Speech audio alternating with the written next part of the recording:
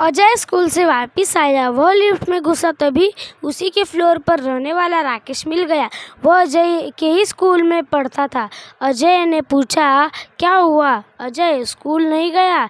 यह सुनकर राकेश बोला, मेरे पापा आज मुझे घुमाने ले गए थे और जानता है उन्होंने मुझे क्या दिया? यह कहकर उसने जेब से आईफोन निकाल कर दिखाया। अजय यह देखकर हैरान रह गया।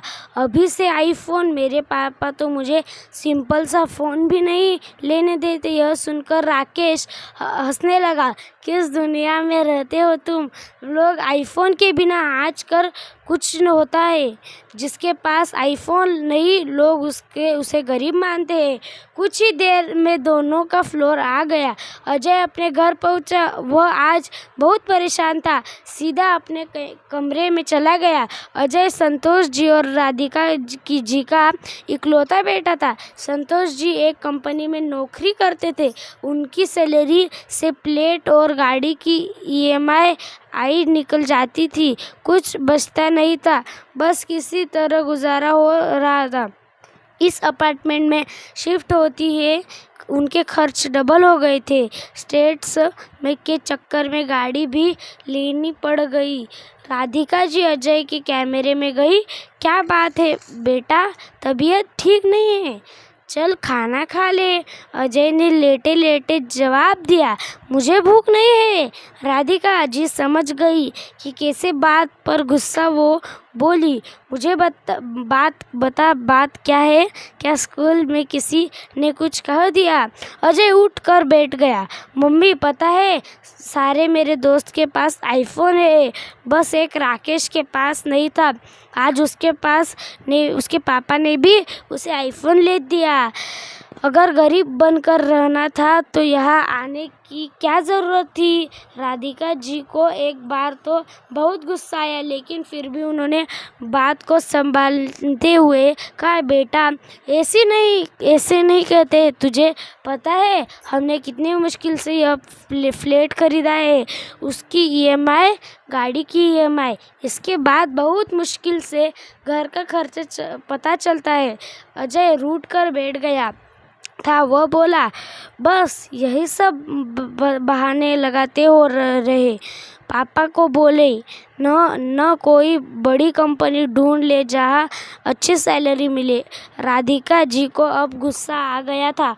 हाँ, तुझे लगता है तेरे पापा जानबूझकर कम सैलरी की नौकरी कर रहे। जानता भी है कुछ बड़ी कंपनी से हर दिन लोग निकल जा रहे हैं।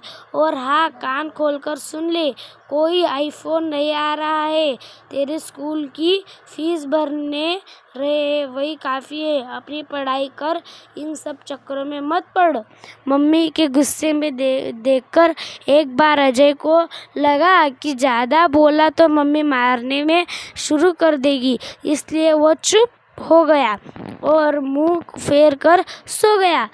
शाम को संतोष जी घर आए। अजय, ये मैं क्या सुन रहा हूँ? आज तुम फिर से आईफोन की जिद पकड़कर बैठ गए। मैं तुम्हें आईफोन नहीं दिलवा सकता। हाँ, जब तुम स्कूल ख़त्म कर लोगे तो एक सस्ता सा फ़ोन तुम्हें मिल जाएगा। इससे ज़्यादा की उम्मीद मुझसे मत करना। पापा, आप पता है जिस सोसाइटी में आप हमें ले आए हो वहाँ और मेरे स्कूल में सबके पास आईफोन है।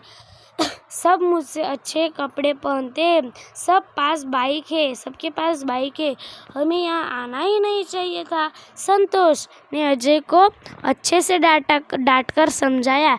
तब से अजय उनके कम ही बात करता था। एक दिन संतोष जी सुबह सोकर उठे तो उन्होंने देखा अजय घर पर नहीं है। संतोष जी ढूंढने गए, लेकिन वह कहीं नहीं मिला। वो घर आए तो राधिका जी बैठी रो रही थी। उन्होंने एक खत संतोष जी को पकड़ा दिया।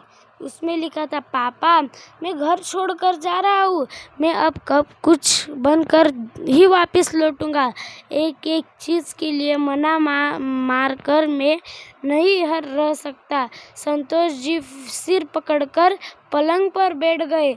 इधर अजय ट्रेन पकड़कर सीधा मुंबई पहुंच गया। उसने यकीन था कि वह एक दिन वह बड़ा आदमी बन जाएगा। स्टेशन से बाहर आते ही चारों तरफ भीड़ दिख रही थी। अजय एक होटल के सामने से गुजर, उसे भूख लगी थी। वह उस होटल में गया। वहाँ एक वेटर आया, उसने खाने का ऑर्डर ले गया।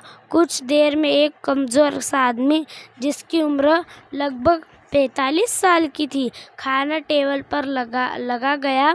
अजय खाना खाकर जब होटल के मालिक को पैसे देने गया तो उसने कहा, ये तो सामने आदमी है, बहुत कमज़ोर है, इसे हटा किसी ढंग की मजबूत आदमी को काम पर रखो, यह क्या ही काम कर पाता होगा। बेटा, यह आदमी बहुत अमीर बाप की औलाद है, लेकिन आज से 20 साल पहले यह किसी बात पर अपने घर वालों से नाराज़ होकर यह आ गया। बहुत ढूंढने के बाद भी जब इसे कोई न ढंग का काम नहीं मिला तो ये पेट पालने के लिए यहाँ हमारे यहाँ काम करने लगा। कुछ साल बाद यह वापस अपने घर गया, लेकिन तब तक इसके माता पिता इसे याद करते करते मर गए थे। सारी संपत्ति पर इसके रिश्तेदार ने कब्जा कर लिया था। फिर यह वापस यही आ गया, तब से चुपचाप काम करता है। शायद यह अपनी गलती का पश्चाताप कर रहा है। होटल के मालिक की बात सुनकर अजय के पैरों तले ज़मीन खिसक गई और अपने आप को फ़ोन किया, पापा, मुझसे बहुत बड़ी गलती हो गई। मैं आपसे कभी कुछ नहीं मांगूंगा, कल तक वापस आ जाऊंगा। संतोष जी ने पूछा, बेटा तू कहाँ है? मैं तुझे लेने आ जाता हूँ। नहीं पापा, बस मैं आ ही रहा हूँ, कहकर अजय ने फ़ोन काट दिया। रात की ट्रेन पकड़कर वह घर के लिए रवाना हो गया। जीवन का वो सबक जो उसके पास उसने न सीख पाया, उसने ठोकर खाकर जान लिया था।